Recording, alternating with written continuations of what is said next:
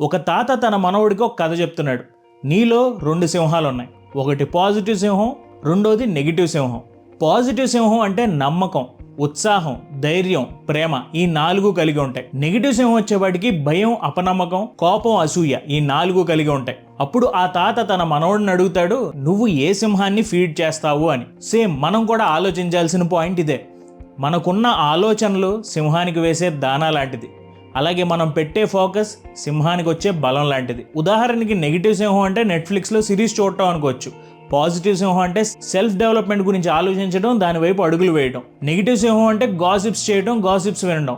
అదే పాజిటివ్ సింహం అంటే మంచి మంచి పాడ్కాస్ట్లు వినడం, మంచి మంచి వీడియోలు చూడటం. సోషల్ మీడియాలో టైం వృధా చేయడం నెగిటివ్ సింహానికి ఫీడ్ అయ్యటం అయితే, ఒక మంచి పుస్తకం చదవటం పాజిటివ్ సింహానికి ఫీడ్ అయ్యటం.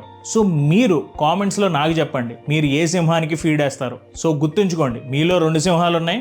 చాయిస్ మీదే. Feed the right lion.